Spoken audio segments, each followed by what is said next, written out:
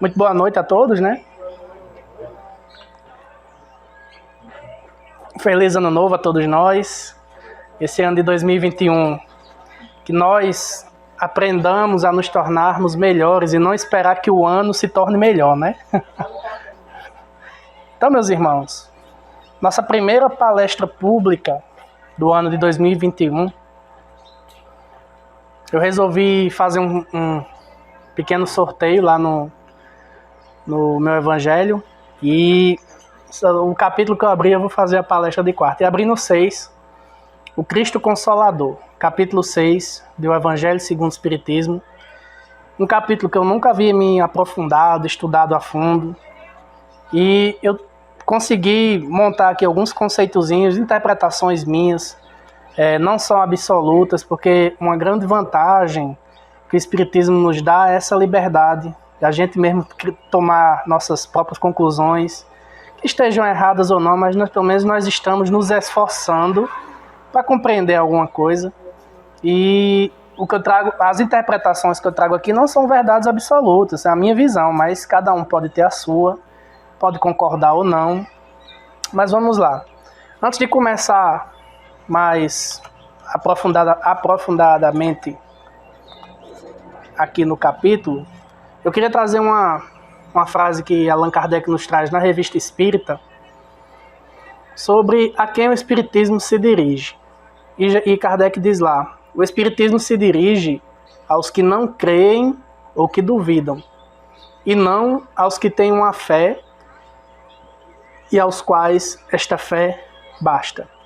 Então, com essa pequena frase, Kardec protege todo o Espiritismo do proselitismo.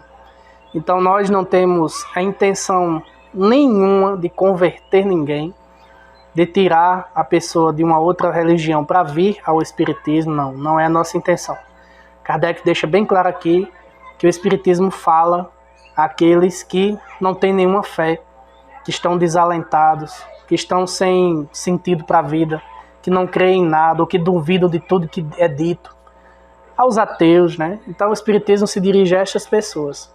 Quem já tem a sua fé, nós respeitamos e não temos intenção alguma. Então, quem estiver assistindo a nossa palestra aqui pelo canal Seridó Espírita, pelo nosso Facebook aqui do Grupo Sementes do Cristo, saiba que a nossa intenção é essa aqui, pelo menos no grupo de Acari, a nossa intenção é essa. Então, Kardec começa o capítulo 6 do Evangelho segundo o Espiritismo, trazendo a passagem evangélica, que para mim é uma das mais belas, é uma das minhas preferidas, é uma das coisas mais lindas que Jesus nos diz no Evangelho, é essa passagem aqui, porque ela é como o próprio capítulo diz, o Cristo Consolador, é a passagem que nos consola, que nos dá forças, que nos faz ter a certeza que Jesus não nos abandona, Ele está conosco para sempre, como a gente viu agora na leitura, né? Então o que é que Jesus nos diz? Em Mateus capítulo 11, versículos 28 a 30. Vinde a mim, todos vós, que estáis aflitos e sobrecarregados, que eu vos aliviarei. Tomai sobre vós o meu jugo e aprendei comigo, que sou brando e humilde de coração, e achareis repouso para vossas almas, pois é suave o meu jugo e leve o meu fardo. Eu acho que não dá para vocês verem daí, mas vocês também ficaram? Eu me arrepio toda vida que eu leio isso aqui. Esse trechinho de Jesus é muito belo, parece um poema, né? Então, Kardec começa a sua análise, né? Todos os capítulos do Evangelho segundo o Espiritismo, com exceção de 2, tem essa sequência. Fala do Cristo, comentário de Kardec, instruções dos Espíritos. E aqui eu não trouxe as instruções dos Espíritos para o estudo dessa palestra, porque é extenso, quando a gente chega em casa hoje a gente dá uma lidazinha. Eu trago apenas a análise de Kardec sobre o que Jesus quis dizer com isso aqui. E Kardec diz: todos os sofrimentos, olha só o que Kardec diz aqui, todos, sem exceção. Ele não diz aqui alguns sofrimentos, não. Todos os sofrimentos, misérias, decepções, dores físicas, perda de seres amados, encontram consolação na fé no futuro, na confiança na justiça de Deus, que o Cristo veio ensinar aos homens. Sobre aquele que, ao contrário, nada espera após essa vida, né? Aqueles que não acreditam em nada após o túmulo, né? Ou simplesmente duvida, as aflições caem com todo o seu peso e nenhuma esperança lhe mitiga o amargor. Foi isso que levou Jesus a dizer: vinde a mim, todos vós que estáis fatigados, que eu vos aliviarei. Então vamos ver o que Kardec também quis dizer com essa interpretação. O que Kardec quis dizer com fé no futuro? O que Kardec quis dizer com confiança na justiça de Deus? Se a gente tem um desses revés aqui que ele cita, uma miséria, e aqui a gente interpreta como um grande revés financeiro, uma grande decepção na vida, uma dor física, né, uma doença, uma perda de um parente, de um amigo, de um ser amado.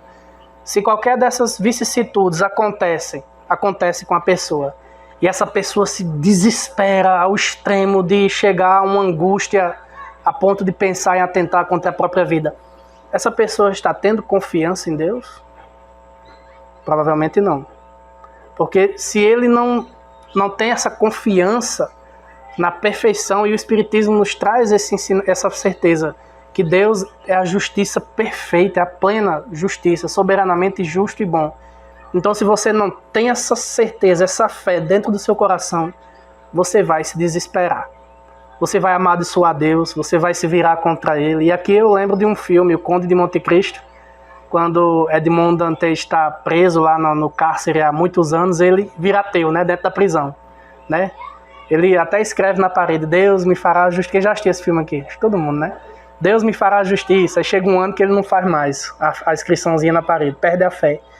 Então, se você não tem fé no futuro, e qual é o futuro que o Espiritismo nos traz? Que ninguém morre. Que o que morre é o nosso corpo físico. Que nós somos espíritos imortais. Que nós vamos viver para sempre. Ah, Rodrigo, nós vamos ficar em cima de uma nuvenzinha, tocando harpa, anjinhos? Não, isso aí seria a mesma coisa que um inferno, você viver num tédio eterno desse, né? Há muito trabalho. E quanto mais você evolui, mais responsabilidade cai no seu colo. Mais coisas você vai ter que desenvolver. Quanto mais você aprende, né? Deus não entrega suas batalhas mais difíceis Deus só entrega as batalhas mais difíceis aos melhores soldados, né? Então é necessário ter essa fé, porque como o próprio Kardec diz aqui, as aflições caem com todo o seu peso. Então muitas mães que perdem o filho se matam em seguida, muita gente que tem um revés financeiro, perde tudo, como se diz, dá um tiro na própria cabeça. Muita gente na quebra da Bolsa de Valores em Nova York, em 1929, foi um suicídio coletivo lá, os caras tudo se matando. Então se você não tem essa confiança plena na lei de Deus, nisso que Jesus diz aqui: vinde a mim, se você estiver aflito, que eu vou lhe aliviar, você vai sofrer mais ainda. E Kardec traz aqui uma frasezinha que eu também achei interessante: ou que simplesmente duvida. E muita gente tem um costume de dizer: eu acredito, Rodrigo, na vida após a morte do corpo. A gente não morre, o espírito sobrevive. Antes de nós nascermos nesse mundo, a gente já existia como espírito e trazia toda uma bagagem de aprendizado de outras existências. Eu acredito nisso. Eu acredito que tem algo mais, que a gente acorda do outro lado, etc. Será mesmo? Porque a nossa fé só é testada quando você passa por uma dessas coisinhas aqui. Eu já falei aqui várias vezes o testemunho que eu tive agora há 2 meses, né? A desencarnação da minha mãe, já vai fazer 3 meses já. E eu acredito que eu passei no teste, estou passando, né? Eu tive a minha fé testada, né? Eu sempre dizia: eu acredito na vida após a morte, que ninguém morre. Eu repeti isso aqui, como repito aqui como palestrante nos estudos. Mas chegou o momento de eu dar esse testemunho. Então você já imaginou a população de Acari, que assiste minhas palestras, que me vê aqui dizendo que a morte não é o fim, que a separação é temporária, e me pega lá, caído no chão, berrando, chorando, desesperado, no velório da minha mãe. Olha a fé dele aí, ó, que ele tanto fala. Mas não. Graças a Deus, e Deus me deu força. E o meu sofrimento foi muito íntimo. Eu tenho saudades dela, sinto falta, né? Quando eu vejo meus filhos chamando por ela, me dá aquela tristeza. Mas em momento algum eu me desesperei. E eu dou testemunho dessa fé. E eu vou falar isso em todas as minhas palestras para sempre. Então, vocês aqui de Acari, que me acompanham mais, vão me ouvir falar bastante nisso. Mas é necessário a gente trazer essas coisas que acontecem na nossa vida. E lá no velório foi o contrário. Era eu que consolava as amigas da minha mãe. Elas chegavam chorando. Eu, tenha calma, mulher. A gente um dia vai se reencontrar com ela. E eu sorrindo, e o povo... Teve até gente que veio me dizer, rapaz, como você é forte. Eu disse, não, como o Espiritismo me fez forte. Quer conhecer essa fortaleza que ele nos faz construir dentro do coração? Venha nos acompanhar nos estudos. E muita gente até disse que vinha, mas não vem, né? Infelizmente, a nossa leitura de agora, né? As pessoas ainda empurram com a barriga, dizem ainda não é a hora, né? Ou simplesmente tem medo do que as pessoas vão pensar. Então, quando Jesus diz, vinde a mim, não é correr para abraçar o Cristo fisicamente, não. Não é correr, onde é que está uma estátua de Jesus? Está ali, pronto, estou indo, Senhor, abraço, pronto, eu fui a Ele. Não. É absorver verdadeiramente o seu evangelho. É confiar plenamente. Essa é a verdadeira fé. É quando você acredita e dá testemunho do que você acredita.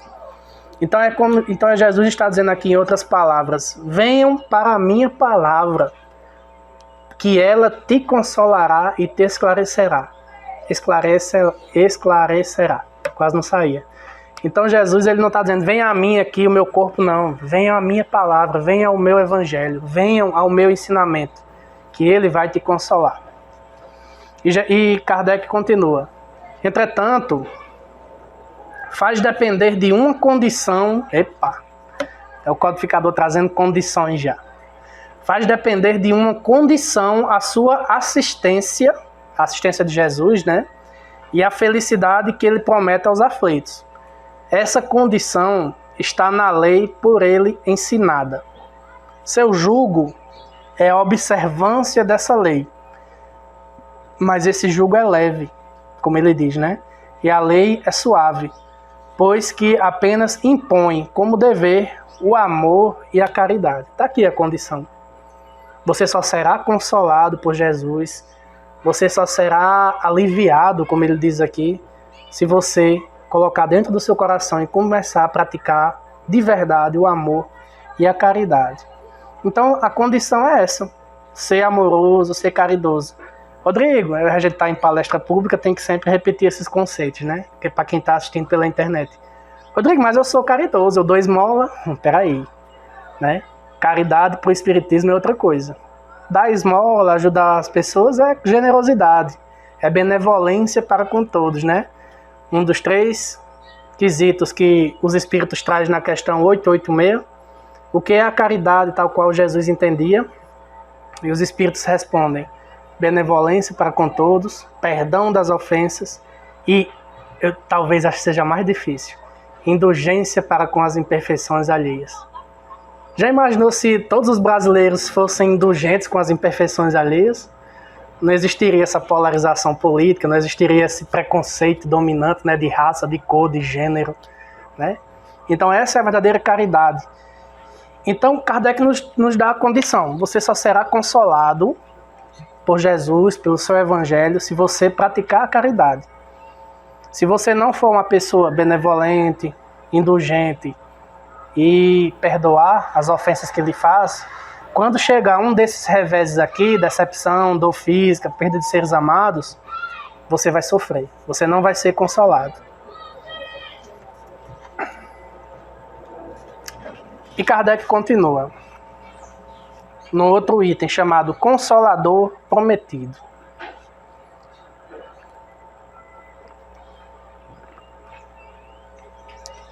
E Kardec traz outra passagem de Jesus, que está em João, capítulos 14, 15, versículos 17 e 26. Se me amais, guardai os meus mandamentos. E eu rogarei a meu Pai, E ele vos enviará outro Consolador, a fim de que fique eternamente convosco. O Espírito de verdade, que o mundo não pode receber, porque o não vê e absolutamente o não conhece. Mas quanto a vós, conhecê-lo-eis, porque ficará convosco e estará em vós. Porém, o Consolador, que é o Espírito Santo, o Santo Espírito, que meu Pai enviará em meu nome, vos ensinará todas as coisas e vos fará recordar tudo que vos tenho dito. E Kardec analisa. Jesus promete outro Consolador, né? Ele diz aqui na passagem de João, né? E eu vos enviarei outro Consolador. Por que ele diz outro, né? Jesus, ele estava, como se diz assim, consolando também. Ele é um consolador, porque ele estava trazendo novamente a lei mosaica, que havia sido a primeira revelação aos homens, e a atualizando. Jesus não veio destruir a lei, como ele diz, né? Então ele consola, ele traz uma nova visão de um pai amoroso, de um Deus que ama seus filhos, que não abandona eles, que não é vingativo. Porque os judeus acreditavam na época que Deus era punitivo, vingativo, se intrigava dos filhos que estavam aqui na terra. E Jesus vem atualizar essa lei. Então Jesus é um consolador. Por isso que ele diz, eu enviarei outro consolador. E quem é esse outro consolador? Kardec diz, o Espírito de verdade, que o mundo ainda não conhece, por não estar maduro para o compreender. Consolador, que o Pai enviará para ensinar todas as coisas e para relembrar o que o Cristo há dito. Se, portanto, o Espírito de verdade tinha de vir mais tarde ensinar todas as coisas, é que o Cristo não dissera tudo. Se ele vem relembrar o que o Cristo disse, é que o que este disse foi esquecido ou mal compreendido. E o que é que Kardec quis dizer aqui com o mundo não maduro? Vamos lá, a gente no Espiritismo aprende que a evolução da humanidade se dá por etapas. Nós já fomos uma humanidade criança, né? Na revelação da lei de Moisés, quando ele traz aquelas 600 e tantas leis, né, que está na Torá, porque a população era muito indisciplinada, muito inocente, faziam cultos a um bezerro de ouro, né? Tá tudo lá na Bíblia. Era uma fé muito inocente, era uma coisa muito... Ainda acreditavam em diversos deuses. E a humanidade passa para a sua fase de pré-adolescência, como a gente se diz. Iniciando a adolescência, quando Jesus percebe que já era o momento de trazer o Evangelho, e ele vem e nos traz.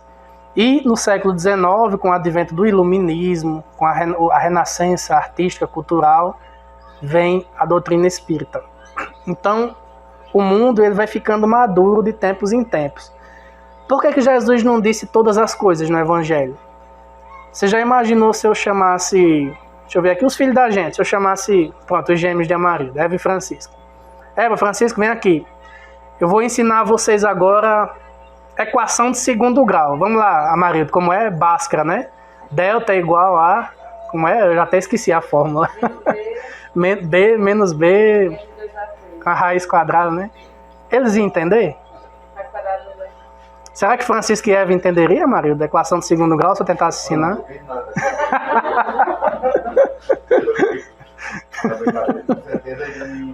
Então é a mesma coisa, se Jesus tivesse chegado lá no Evangelho, no Sermão da Montanha, e começasse a falar de glândula pineal, né?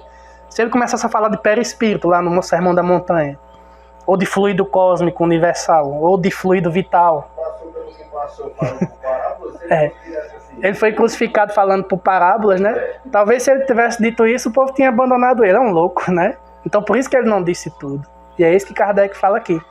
A missão de Jesus era nos trazer um Deus amoroso, um Deus Pai, misericordioso ao extremo, nos ensinar muitas coisas através das parábolas. Mas coube ao Espiritismo do século XIX relembrar o que Jesus disse, que havia sido deturpado, e também trazer novas coisas. E é o que Kardec diz aqui, quando ele fala esquecido ou mal compreendido. Da deturpação do Evangelho, gente, nós tivemos traduções tendenciosas, né? Se você pegar a tradução de Haroldo Dutra Dias do Evangelho, do Novo Testamento, do grego direto para o português, você vê que há muitas diferenças. Então, as traduções dos evangelhos ao longo dos séculos foram tendenciosas, interesseiras ao seu credo, à sua religião, colocaram palavras na boca de Jesus que certamente ele não deve ter dito, ou disse, mas de outra forma. Então, o evangelho foi modificado, foi deturpado. Exatamente. Ah, Rodrigo, então Haroldo também traduziu com viés espírita, de jeito nenhum. Se você for ver, ele explica cada versículo, ele bota o texto em grego, explica o que cada palavra quer dizer em grego, não foge do contexto. Então é uma tradução totalmente técnica, é um livro dessa grossura, eu comprei, comecei a ler, mas desisti. Mas um dia eu vou estudar mais a fundo. Então é isso, o evangelho, e com essa deturpação vieram as catástrofes que a humanidade viveu na Idade Média, que foi as cruzadas. Gente, eu fico imaginando, Jesus diz no evangelho, amai-vos uns aos outros como eu os amei, não levantai a espada contra teu irmão, né? Aquele que com ferro ferir, com ferro será ferido, tá no evangelho, Jesus diz essas coisas, e os caras formavam exércitos com a cruz aqui no peito e matavam em nome de Jesus. É sem explicação uma coisa dessa. Então tiveram as cruzadas, a Inquisição, então muita coisa aconteceu na Idade Média, na Idade das Trevas, como se diz, por causa desse mal compreendido, muitas vezes tendencioso, do Evangelho. Então essa também é uma missão da doutrina espírita, resgatar o Evangelho em sua essência, em sua pureza. Por isso que Kardec trabalha no Evangelho segundo o Espiritismo apenas o ensino moral do Cristo. Ele divide o Evangelho em 5 partes, né? Tá lá na introdução do Evangelho segundo o Espiritismo. Atos comuns da vida do Cristo, trechos que a igreja usou para construir seus dogmas, as predições, os milagres e o ensino moral. E Kardec diz, esses 4 até hoje são objeto de discórdia, de disputas, de intriga entre as religiões, mas este último aqui, o ensino moral, será o farol para a humanidade daqui para sempre, e só ele interessa. Por isso que ele só traz para o Evangelho segundo o Espiritismo os trechos onde Jesus nos passa a moral cristã, a moral evangélica, o que realmente nos guiará, que nos traz sentido para a vida. E Kardec continua, está quase terminando, pessoal, é bem curtinho, viu? O Espiritismo vem, Kardec, viu? O Espiritismo vem, na época predita, cumprir a promessa do Cristo. Pronto, aqui ele encerrou. O que Jesus prometeu aqui nessa passagem de João, o Espiritismo vem cumprir. Preside o seu advento o Espírito de verdade. Ele chama os homens à observância da lei, ensina todas as coisas, fazendo compreender o que Jesus só diz por parábolas. Advertiu Cristo, ouçam os que têm ouvido para ouvir. O Espiritismo vem abrir os olhos e os ouvidos, porquanto fala sem figuras, sem alegorias. Levanta o véu intencionalmente lançado sobre certos mistérios. Vem finalmente trazer a consolação suprema aos deserdados da terra e a todos os que sofrem, atribuindo causa justa e fim útil a todas as dores. Eita! Causa justa e fim útil a todas as dores. E aqui, quando ele começa a falar a questão dos sofrimentos humanos, né, a gente vê que o Espiritismo explica com lógica os motivos que levam o mundo a tanto sofrimento. E eu falei aqui a palavra lógica, mas as pessoas de outras religiões, a minha religião também me explica com lógica os sofrimentos. Beleza, cada um com seu entendimento, com seu nível intelectual, mas vamos fazer aqui uma pequena reflexão. Eu vou fazer aqui, eu vou citar aqui algumas probabilidades e a gente vai analisar se realmente isso consola ou não. Você sofre porque seus pais se comportaram mal. Você sofre porque você está destinado a isso. Os sofrimentos da sua vida são culpa do inimigo, do adversário que te influencia. É culpa do cão. Gente, isso consola? Já nos consolou no passado. Nas outras existências, quando a gente foi certamente de outras experiências religiosas, isso aqui era tudo que a gente precisava ouvir. Como hoje milhões, bilhões de espíritos ainda acreditam nisso. Que o sofrimento é culpa do que nossos pais fizeram. E é como diz meu querido Uyama, lá de São Vicente, que amanhã eu estarei com ele na live, né? São malabarismos teológicos, né? Que Os caras tiveram que arrumar para explicar o sofrimento. Botar a culpa no outro, né? E o Espiritismo é uma religião, uma doutrina, como você preferir chamar, que traz responsabilidade. Por isso que tanta gente torce o nariz pro Espiritismo. Eu vou lá assumir meus erros, eu quero que outro pague, eu quero que outro tenha a culpa do que eu sofro, né? Agora vamos fazer uma nova reflexão. E se alguém chegar para você e dizer: você sofre porque Deus usa o tempo para te educar e te dá a liberdade das escolhas. Porém, você colherá o resultado de todas elas. Se você hoje sofre, é porque no passado você não plantou boas ações, não cultivou bons pensamentos. E como em uma única existência é impossível o espírito se tornar puro, Deus te dá inúmeras oportunidades de você corrigir o que fez de errado e exercitar as suas virtudes. Isso consola? Já mudou, né? Já é uma nova filosofia. Opa! Então quer dizer que tudo que acontece de mal, de ruim comigo é culpa minha mesmo? Sim. Deus é soberanamente justo e bom. Questão 3 do Livro dos Espíritos. Atributos da divindade. Se ele é soberanamente justo, ele vai lhe fazer sofrer em vão, sem motivo algum. Então, o Espiritismo, meus irmãos, ele não nos promete salvação, né? Porque nenhuma ovelha do rebanho do meu Pai se perderá, Jesus diz, né? Então, se a gente acreditar na salvação de uns e na desgraça de outros, algumas ovelhas estão se perdendo, né? E não é isso que Jesus nos diz. Ele nos diz que nenhuma ovelha se perderá. Então, essa questão de salvação, essa palavra é relativa. O que o Espiritismo nos mostra é um caminho para a gente evoluir e caminhar de volta aos braços de nosso Pai, e assim ser iniciado em seus desígnios. Isso aqui quem diz é André Luiz e Emmanuel, eu não quero nem imaginar o que é isso. Por enquanto, deixa esses desígnios para lá, não vamos pensar nisso agora não, que a gente ainda não... É como se Deus estivesse querendo ensinar a equação de segundo grau para a gente, usando a comparação, né? Tanto que Emmanuel e André Luiz diz que a comunhão de um Cristo com Deus é algo indescritível. Então, é indescritível, a gente não tem como descrever, a gente não sabe nem dizer como é, né? Nos falta um sentido, né? Então, quando a gente... Primeiro vamos aqui aprender a conviver com a sogra, a suportar o vizinho com som alto. Vamos primeiro aprender essas coisas aqui, aí depois a gente pensa nos desígnios de Deus, né? A gente ainda é umas criancinhas engatinhando, né, na vida espiritual.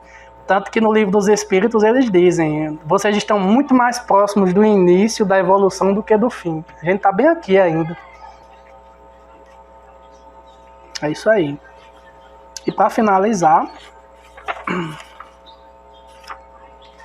Kardec continua. Disse o Cristo: bem-aventurados os aflitos, pois que serão consolados. Ele diz lá no Sermão da Montanha, né? Mas como há de alguém sentir-se ditoso por sofrer, se não sabe por que sofre? E essa é a grande pergunta. Olha só a coincidência. Qual foi o título da leitura que Carol fez? A grande pergunta, né? Aí eu botei aqui, ó, a grande pergunta. As coincidências, né? Então, a grande pergunta da humanidade: por que sofremos? Por isso existem as religiões, por isso a gente se apega a Deus, por isso a gente tenta acreditar, para tentar explicar o que é esse mundo. Por que a gente vê tanta crueldade, tanta coisa ruim, né? Porque a gente sofre também. Então, se Jesus diz que os que sofrem são bem-aventurados, qual é a lógica nisso se só existisse uma única existência? Então é por isso que o Sermão da Montanha só faz sentido se a gente colocar nele a reencarnação. Se você não acredita em reencarnação, o Sermão da Montanha é um monte de palavras jogadas ao vento. Bem-aventurados os misericordiosos, que herdarão a terra. Quem vai herdar a terra? Se a gente morre com 60, 70, 80 anos, a terra tem 4 bilhões de anos, não faz sentido, né? Então, quando você absorve a imortalidade da alma, a reencarnação, o Sermão da Montanha faz sentido. Então, bem-aventurados os que sofrem, pois que serão consolados. Só a reencarnação, com a explicação filosófica, científica, que o Espiritismo nos traz vai nos ensinar por que é que Jesus diz que quem sofre é bem-aventurado. E Kardec complementa: o Espiritismo mostra a causa dos sofrimentos nas existências anteriores e na destinação da Terra, onde o homem expia o seu passado. Mostra o objetivo dos sofrimentos. E olha aqui, a grande contribuição do Espiritismo para a humanidade, uma das. Existe objetivo nos sofrimentos. Não é algo que acontece ao acaso, simplesmente porque Deus é cruel e gosta de te ver sofrer. Não, existe um porquê, tem um objetivo. Qual é? Apontando-os como crises salutares que produzem a cura. A cura do verdadeiro Espiritismo é a cura interior. Não é a cura do corpo, de gente que vem fazer cirurgia, como o Wesley disse aqui semana passada, né? Que produzem a cura e como meio de depuração que garante a felicidade das existências futuras. Consolação. Se o que você planta hoje, Chico Xavier dizia uma frase que eu acho belíssima: o bem que você pratica será o teu advogado por toda a parte. Então chegou o momento, nós estamos todos os dias tendo oportunidades de mudarmos o nosso futuro daqui para frente. Como? Seguindo o Evangelho, sendo bom, sendo... É difícil nesse mundo, e como é? Porque quem é bonzinho nesse mundo é tido logo como besta, que os outros fazem de idiota, né? Mas temos que seguir nossa consciência.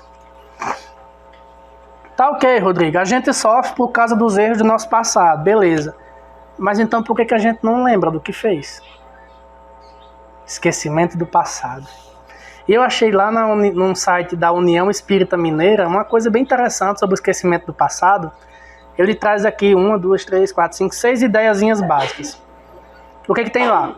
O esquecimento do passado espiritual, quando reencarnado na Terra, expressa a misericórdia de Deus em nosso favor. Como?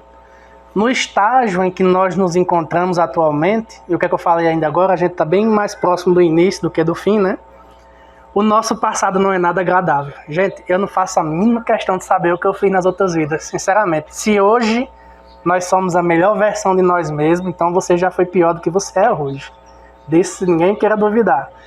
Nosso Lar tem lá um casal que faz uma... No livro Nosso Lar, né, de Emmanuel por André Luiz, por Chico Xavier. Tem um casal lá, né, que está no ministério da... É um dos ministérios lá do Nosso Lar, até esqueci. Que eles vão fazer uma regressão espiritual às vidas anteriores. E eles começam a lembrar da vida anterior, da outra, e vão vendo o quanto Deus é maravilhoso conosco, nos dando a oportunidade de nós mesmos sermos os corregedores do nosso passado, né? Aí chega um momento que a mulher, como sempre, vocês mulheres muito mais curiosas que nós homens, a mulher faz... Lembrando que espírito não tem sexo, viu, pessoal? Porque quando a gente chega lá, a gente mantém a aparência da vida anterior. Mas a mulher faz, eu quero lembrar mais outras vidas. Aí o mentor faz, olha, tem umas aqui que você fez umas coisas que eu acho que não é bom você lembrar, não. Aí ela, não, então tá certo. Então a gente já fez cada coisa, gente. Eu não quero nem imaginar. Então por isso que Deus nos faz a gente esquecer o passado. Por quê? Logo, esse esquecimento temporário é necessário e benéfico a gente. Além de nos oportunizar uma nova etapa de aprendizado e trabalho em clima renovado, né, e cheio de esperança, o esquecimento do passado evita que reconheçamos nas pessoas com quem convivemos aquelas a quem magoamos ou fomos por elas ofendidos. Já pensou se... Eu ia citar a Carol e Vicente, mas eu vou botar eu e minha esposa. Já pensou se eu e Lindy, a gente se lembrasse que nas outras vidas eu matei ela, ou ela me matou, né? E Deus nos coloca junto novamente para a gente se reconciliar, e através do convívio, do amor, mas não necessariamente marido e mulher, pai e filho, mãe e filho, pai com seus filhos, pais com seus filhos, com seus irmãos, né? Já pensou se com uma família numerosa de muitos filhos, muitos netos, a gente lembrasse que alguns deles, em outras vidas, tocou fogo na nossa fogueira para nos matar? Outras coisas, não necessariamente o assassinato, mas outras coisas que magoam, que ferem por muitas vidas ainda. Então por isso que Deus nos faz esquecer. E ninguém erra de endereço. você está exatamente no local onde você deve estar. Você está exatamente na família que você tem que estar. As pessoas que estão com você são exatamente as pessoas que devem estar com você. Então é isso que o esquecimento do passado nos traz, essa oportunidade de aprendizado em clima renovado. Então, sem o esquecimento do passado, a gente ficaria humilhado ou nos sentiríamos orgulhosos em relembrar fatos que dificultariam o nosso progresso harmonioso na atualidade. Já pensou se eu descubro que eu sou a reencarnação de Einstein? Olha, gente, vocês têm que agora me dar uma casa nova, um carro novo, porque eu mereço, eu sou Einstein, pô. Eu trouxe para vocês aqui a física, né, quântica, né, Vicente? Os preceitos da vida da física quântica. Eu sou um gênio, né? Por isso que eles falam aqui, você ia se superexcitar seu orgulho ou sentiríamos humilhados, né? Por coisa. Já pensou se você lembra que você é a reencarnação de um dos nazistas que comandava os campos de concentração? Como é que ia ser sua vida? A culpa, né?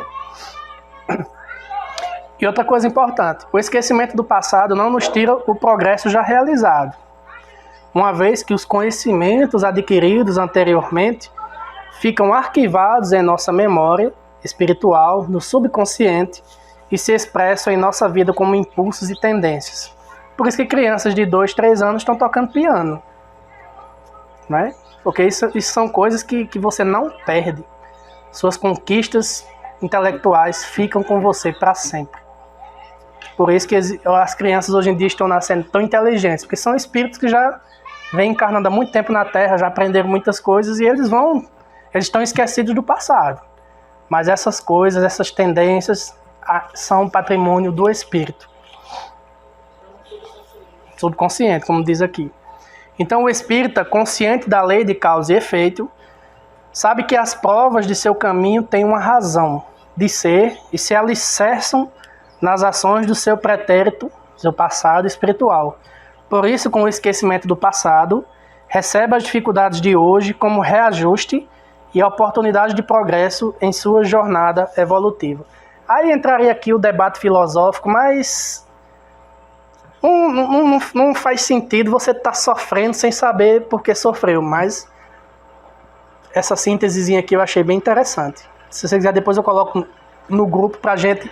Sempre alguém vai vir nos perguntar, quando a gente está falando de reencarnação, mas por que a gente não lembra do passado? Aí a gente tem que ter isso aqui na ponta da língua para saber explicar, né? Eu achei bem interessante. E já partindo para outro parágrafozinho aqui, quando Kardec finaliza o comentário dele desse capítulo, o homem compreende que mereceu sofrer e acha justo o sofrimento.